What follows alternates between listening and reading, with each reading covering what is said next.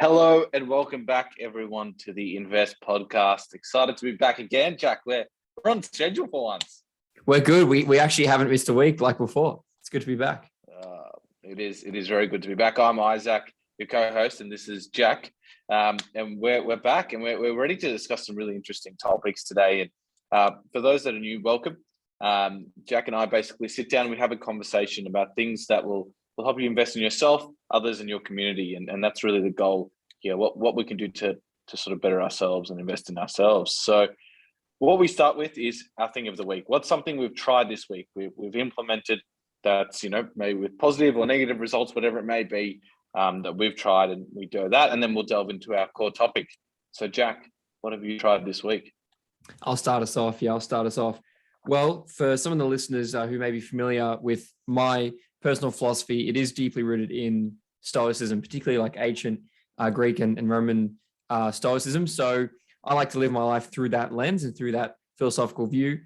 One of the main things, if you can just sum up Stoicism, it's simply just identifying the things that are out of your control and just letting go of those things. That's pretty much, if you can sum up, if you got 4 seconds to sum up Stoicism, that's what it is. So I have been doing that in the past, but I feel like sometimes I still struggle to let go, because I think letting go of your control and things you can't control is easy to say, but very hard to actually do. So my thing of the week has been to actually say out loud, like assuming I'm by myself. So saying out loud, I cannot control this, therefore let it go, right? A bit of a mantra, right? I know some people believe in mantras and all these different things, but for me, it was just saying it out loud. For me, it was like an actual reminder to actually do that. Similar to when you write something out on a page, it might actually help you remember that thing better. For me, saying this out loud kind of helped me put this into practice more. And I felt like for me, actually saying it out loud, that I can't control something, so I need to let it go, really helped me and create a bit of a dialogue within myself. So that's what I've done this week. Yeah, very interesting. I know that I think it's Ryan Holiday is probably one of the biggest modern day Stoics. And Definitely. I wanted to put this back on you, Jack. Criticism of Stoicism is an apathy, not caring enough, right? The people criticize that maybe you don't care, but as I understand it, it's about accepting perhaps what you can control, but not saying that you don't care about the things you can't control. Am I fair in saying that? Absolutely. A big part of Stoicism is actually having a lot of empathy, and is actually having really being virtuous is one of the key pillars, if you will, of Stoicism. So yeah, you need to live your life through virtue, which does mean to care about things that are important, so it is just like with the things you can and can't control. It's about identifying what's important, what's not important. The things that are not important, just get rid of it. Who cares? The things that are, you really need to purposefully, mindfulnessly, if that's a word, care as much as you can in the moment. Yeah, and I think that applies to obviously the climate now. It's not that you perhaps don't care about certain issues. It's about accepting what you can and can't control and how you can work towards that. I think that's very important. And actually, we'll probably touch on later, right, about controlling certain variables in our lives. So yeah, I might jump in with my thing of the week. Very different. It is something that I can control, and that's when I eat. So my meal times. I've actually decided to narrow my eating window. So I, instead of having, your classic 3 meals, breakfast, lunch, dinner, I'm actually just having lunch and a very light dinner. And my lunch is huge. And I've tried that, and, I don't know about the calories and things like that I'm taking throughout the day. It's quite a lot at lunch. I found that it really works for me. I'm light. I'm really focused in the morning when I'm having that sort of longer fast. I have a really large lunch, and then dinner. It's something light, and I've kind of structured my day around that, Jack. So I go hard in the morning. Through the middle of the day, I kind of have perhaps a drop off after, and then in the evening I pick up and do my studies. So how do you find your eating windows, and do you often challenge the conventional breakfast, lunch, dinner way of thinking? I occasionally do, and honestly, man, this is coming from I'm not qualified, so this is just my opinion, not any fact. But that is the best thing you can do, in my opinion, for aging, for cellular growth, turnover. Just if anyone listening has research into longevity, as into like better health for long periods of time? Anything in terms of maybe ketosis, maybe anything in terms of you mentioned calories, anything in terms of energy and health, you would understand intermittent fasting absolutely. And man, it's amazing. And I definitely do that when I can, if it works with what I'm doing, and particularly if I feel like I want to decrease like my caloric intake for maybe a day or two. So it's really great you're doing that. And people will often find that when you're in a fasted state, you may be more focused, you may be more engaged, you may have more energy, feel a bit lighter. It's great that that works for you. And mate, it can be more convenient and cheaper though, right? Because I know you're very busy. Has that helped your productivity as well? Absolutely. And I think touching on what you said earlier, some of the benefits the research suggests of intermittent fasting is the fact that it helps you with the caloric restriction. It allows you to achieve that quite easily. And you're right, Jack. It's actually really easy as a student on the go. I have a lot of things I do throughout the day just to focus on one meal that I have to really, eat large and nourish myself with, rather than preparing three things. It does save me time, Jack. And but truly, the main reason I did it was just to feel a bit more focused in the morning rather than having a kind of a larger breakfast and feeling perhaps not as focused. Fasting in the morning has worked for me, and this is anecdotal, of course. But to achieve, I guess, the longevity effects and so on, a slight caloric restriction can be helpful, and narrowing your eating window, so that twice now, can help with that. So that's what's being suggested. But of course, you have to find a system that works for you. And the great thing about our thing of the week, Jack, is people out there, you can try it. You can explore perhaps aspects of what we're discussing and see what sort of works for you, how you best operate. And if I may add, you can also criticize it too. Like I know I can be, and you as well, but I'm talking about myself. I can be very passionate, and it can seem and come across as if like I know everything, but I actually don't. I'm just really excited and passionate. So definitely there may be something that I do or you do that you think actually there are downsides to that, or maybe I can add this. So it's all about discussion and learning from each other. Yeah, absolutely. Now I've seen a lot of critiques of stoicism and intermittent fasting out there. So it is valid, and it's about finding the system that works for you. And your ideas should be challenged. Our ideas should always be challenged. But Jack, let's lead into our topic of the day. And I think I'll give the context behind it. And I think in the modern 2022 landscape, hustle culture is real. Everyone's working hard. It's telling your mates how hard you're working, how many hours you're doing, all of that. So with that comes our topic of burnout. So I wanted to discuss preventing burnout, and I guess what do we do to sort of sustain ourselves at, I would say, a pretty high-paced kind of work ethic, and sort of fit into this picture of the grind culture, Jack. So firstly, what do you think on grind culture, and secondly, burnout? What's your thoughts? Yeah. Well, great question, man, because there's pros and cons to everything, as I always say. So grind culture, I mean, it can be great, being productive, wanting to be ambitious, not so much comparing yourself, but kind of seeing how you fit into the puzzle and where you're going. Because I know you've said to me in the past that some people tend to underestimate how hard they work, and they can push themselves. If anyone listening, definitely hard work is something that is very virtuous, so that's very important. But despite all those things, absolutely, it can be very toxic very easily. It can be very like, trying to one up people, trying to prove yourself, doing things for others, not for yourself, working hard, not because you want to, but because you think that will actually get you the acceptance and approval of others. People will think highly of you. And we don't want that, right? We're definitely not immune to it. We're social creatures, but absolutely, there can be a downside to that hustle culture. So I appreciate you bringing this up, man. And definitely, as we're doing a podcast that I guess is in that self-help kind of space, there is a lot of ambitious individuals in this community, and definitely you can't let it get away from you. So I'm glad you're talking about this, man. So yeah, off the top of your head, what do you think what is the chief thing that you do that helps you kind of not burn out?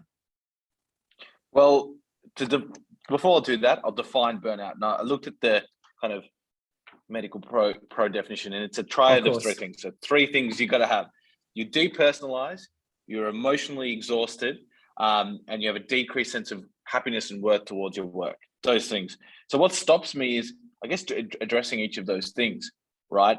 So let's start with the emotional exhaustion. So you're so focused, you're so engaged in something. What I find great is just change. You change what you're doing, change the physical perhaps of where you're sitting, where you're doing work, and you'll change some of the emotions associated with that work. I think that's the first thing. And then depersonalization, realizing, and Jack, you've said this so many times on the podcast, that we're all human, we're all going through this, and I can't expect to work at such a high level all the time. I can't be productive all the time. Sitting back, being relaxed is a good thing. And I think that acknowledgement in itself then provides you with that personalized view of, okay, I can sit back and relax for a couple of hours. It's all right. And then third is that decreased sense of accomplishment. Always thinking back of how far you've come. I use this all the time, Jack. If I went back and interviewed myself a year ago, would I be pretty happy with where I am now? And more often than I would be. So I think those are the three things I do in addressing each of those. But what about yourself, Jack? What are some strategies you've employed? Yeah. Well, I love that approach. Man. And yeah, I mean, this definitely hits close to home too, because this is something that I struggle with personally as well, right? Not so much the burnout, but those indicators of burnout you mentioned. When I was listening to you, I was thinking, damn, like I do feel like that sometimes. It's signs it can be hard to actually acknowledge that it is good to take a rest, and it is okay to actually not be productive for once. So absolutely, these are things that we can strive for that may be difficult to achieve, but absolutely would be optimal to prevent burnout. And for me personally, the main thing that I do, other than the psychological view of it's okay to rest, it's okay to not get stuff done all the time. Other than that, in a practical sense, is simply just allowing myself, and more specifically, setting out time for when I can rest. Because I feel like sometimes when you don't actually set time aside, things come up, and people like us, and maybe some people listening, may lead busy lives. And as things come up, you'll often find that you will put your own stuff to the side. Like you're not going to sacrifice a work commitment in the same way that you're going to sacrifice I'm chilling, watching Netflix at night, And the thing is, they're both really important. It's really important to work, but it's also really important to chill out too. So for me, is firstly acknowledging it's important to rest and have that break. And then secondly, it's actually leaving time for those things that I enjoy. And that will just be pretty much any hobby that I don't expect to get anything out of, right? Something that I know that this is not productive, but that is okay. That is any activity of those things, whether it's talking to friends, going out, isn't like out to like the city or anything, or playing video games or watching movies, things that are just not productive, but that doesn't matter because it still contributes to your overall happiness and prevention of burnout. So other than the actual specific things that you look at, those indicators to prevent burnout, and the way that you've broken that down, what about just in a day-to-day sense? I was like, what would you normally do? Like if you feel like, damn, I've worked hard, I'm tired. What do you do to kind of, whether it's conclude your day or give yourself that break you need? Yeah, I think it's always, I try and question the culture of why I think I'm not working hard enough, or I'm not doing hard enough, right? Then I think always question the hustle culture, question why you feel that way, what's conditioned you to feel that way. Like, does it make sense that you have a report to do, and instead of getting it done putting your effort in for 2 hours, people are boasting about doing the same thing for 8 hours, right? Does it really make sense, Jack? You know what I mean? Like, do you mean people who constantly try and say, "Oh, I've worked this hard, I've done this many hours this week"? You mean like that idea? Yeah, that idea. Question, because that's the conditioning I feel, right? That I mean, there might be a whole other reason why you feel burnout, or why you feel that day to day you're not able to step back. But social pressure and comparison is one of them often. And question why that is. Why have you been told that this person's taken 8 hours or they've stayed up all night doing something, right? Well, maybe it was, if you did it really focused for 4 hours and then had a break to look forward to, you'd perform better, right? And I think that's what I try and apply. Like, for me, often it's after I get back from the hospital, I try and do some study, right?